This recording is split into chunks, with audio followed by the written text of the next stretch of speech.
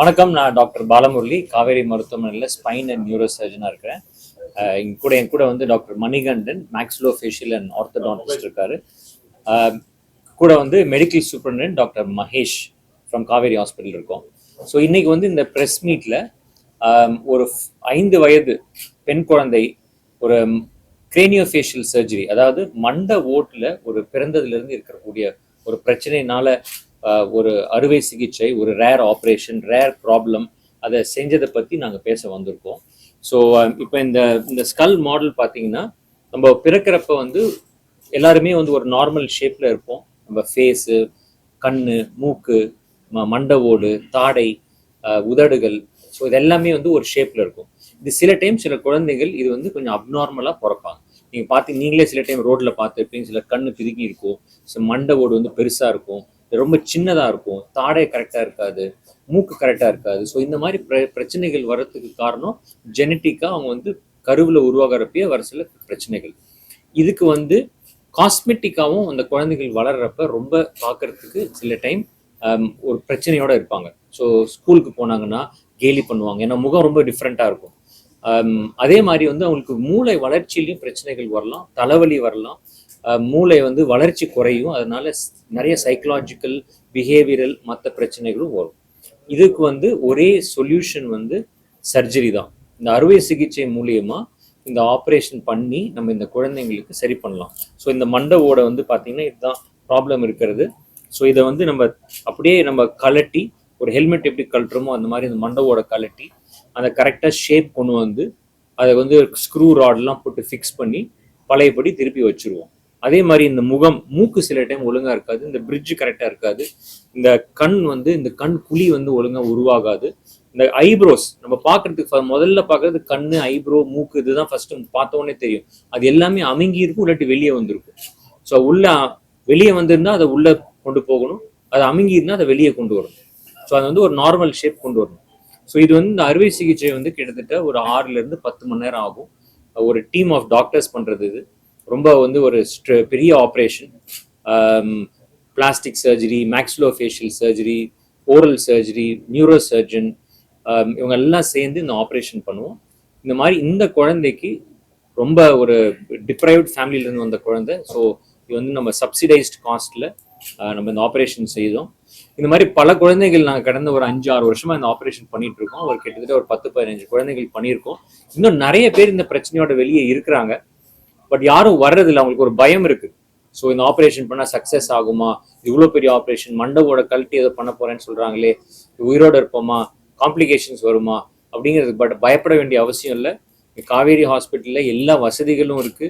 இதை பிளான் பண்ணக்கூடியது ஆப்ரேஷன் தியேட்டரில் இந்த டெக்னாலஜி, இந்த டீம், இதோட எக்ஸ்பீரியன்ஸ் இதெல்லாம் எங்களுக்கு இருக்கு.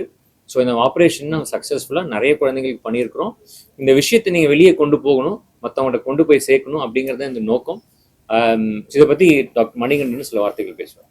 கொச்சிரம்பு டாக்டர். ஸோ டாக்டர் பாலமுரளி சொன்ன மாதிரி இந்த மேல் ஸ்கல் அது குரோத்து நல்லா வந்தால் தான் நம்ம முகத்தில் இருக்கிற அந்த கண்குழிகளோட குரோத்து வளர்ச்சி கூட கரெக்டாக வரும். அது இல்லாமல் மேல்தாடை, கீழ்த்தாடை, இந்த 3 அம்சங்களோட வளர்ச்சி வந்து மேலே இருக்கிற அந்த கிரீனியல் போன் ஸ்கல்லோட வளர்ச்சி நல்லா இருந்தால் முன்னாடியே வந்து அதை வந்து கரெக்ட் பண்ணால் தான் ஃபர்தராக வந்து நமக்கு குழந்தை வளரும் போது ஒரு 18 வயசில் கண்குழிகளும் அதே மாதிரி மேல்தாடையும் கீழ்த்தாடையும் கரெக்டாக வளர்றதுக்கான வாய்ப்பு இருக்குது. அப்போ தான் வந்து அந்த குழந்தை வளர 18 வயசு வரைக்கும் வளர அவங்கள கரெக்டாக பார்த்து அதுக்கு தகுந்த மாதிரி ட்ரீட்மெண்ட்டை சஜஸ்ட் பண்ணி, அதே மாதிரி பிரேசஸ் ட்ரீட்மெண்ட், ஆர்த்தோடான்டிக் ட்ரீட்மெண்ட் பண்ணி கம்ப்ளீட்டாக இந்த மாதிரி ஒரு குழந்தை பிறந்தால் அது என்ன டிஃபெக்டாக இருந்தாலும் ஒரு சாதாரண எப்படி ஒரு அழகான குழந்தை நம்ம வளர்ந்து பெருசாகி நம்ம வந்து வளர்த்தணுமோ அதே மாதிரி அவங்களால நம்ம வந்து வளர்த்தி அதை வந்து கரெக்டாக பண்ண முடியும். நமக்கு அதுக்கான வசதிகள் உண்டு. எல்லா டைப் ஆஃப் ஃபெசிலிட்டிஸ் நம்ம காவேரி ஹாஸ்பிட்டல் இருக்கிறது அது ஒரு நல்ல ஒரு விஷயம். இது மக்களுக்கு எடுத்து சொல்லணும். இதுக்கு தான் நாங்கள் இன்னைக்கு இது முக்கியமாக வந்து கூடியிருக்கிறது. ஒரு சில குழந்தைங்களுக்கு ரொம்ப சிவியரான மற்ற பிரச்சனைகள்லாம் இருந்ததுன்னா அது எல்லாத்தையுமே சரி பண்ண முடியாது. இது வந்து இப்போ ஒரு மேனுஃபேக்சரிங் வச்சுக்கோங்களேன், மேனுஃபேக்சரிங் டிஃபெக்ட் மாதிரி பிறக்கிறப்பவே அப்படி படைச்சிருக்காங்க. ஸோ ஒரு சில விஷயங்களை நம்ம வந்து சரி பண்ணணும். என்ன காஸ்ட் இந்த மாதிரி காஸ்ட்? ஸோ இந்த ஆப்ரேஷன் வந்து சாதாரணமாக எனிவேர் பிட்வீன் ஒரு 6 லட்சத்துலேருந்து 10 லட்சம் ஆகும் இந்த ஆப்ரேஷன் பண்ணுறதுக்கு. இருந்ததுன்னா அந்த கருவை கலைக்கல், அதுவும் வந்து ஒரு 20 வாரம் 25 வாரத்துக்கு 20 வாரத்துக்கு முன்னாடி இருந்தால் மட்டும்தான் அது பண்ண முடியும். அதுக்கப்புறம் பண்ணாலும் அது வந்து மெடிக்கலா வந்து டாக்டர்ஸ் முடிவு எடுத்து அது பண்ணணும். இது பொதுவா வந்து 6 மாதத்துல இருந்து 1 வருஷத்துக்குள்ள இந்த ஆபரேஷன் பண்றது பெட்டர். தி ஏர்லியர் தி ஆபரேஷன் அவுட்கம் பெட்டர். சார் சொன்ன மாதிரி இந்த இந்த எலும்பை சரி பண்ணாம மற்ற வளர்ச்சிகளும் அப்படியே நார்மலா அப்படியே உருவாகும். ஸோ ஒருவேளை சில பேரண்ட்ஸால வந்து அந்த 6 to 1 வருஷத்துல சரி பண்ண முடியலன்னா ஒரு 5 வயசுல 10 வயசுல பண்றாங்கன்னா, இப்ப இந்த குழந்தை வந்து பாத்தீங்கன்னா 5 வயசுல தான் பண்ணிருக்கும். ஸோ அந்த அப்பா அம்மாவுக்கு சின்ன வயசுல இருந்தே தெரியும், சில டாக்டர்ஸையும் பார்த்துருக்காங்க. பட் அவங்களுக்கு ஒரு பயம், இதை பண்ணலாமா வேணாமா, இவ்வளவு சின்ன குழந்தையா இருக்கே, சரி பரவாயில்ல. என்னன்னா வளர வளர இந்த ஷேப் இன்னும் மோசமாகும். ஸோ இப்ப சின்னதா இருக்கிறப்ப கொஞ்சம் ப்ராப்ளம் சின்னதா இருந்தாலும் அவங்க ஒரு 5 வயசு வர்றப்ப இன்னும் ஷேப் ரொம்ப மோசமாகும், கண் இன்னும் வெளியே வந்துடும், கண் ஒழுங்கா மூட முடியாது. ஸோ ப்ராப்ளம்ஸ் ஜாஸ்தி ஆகும்.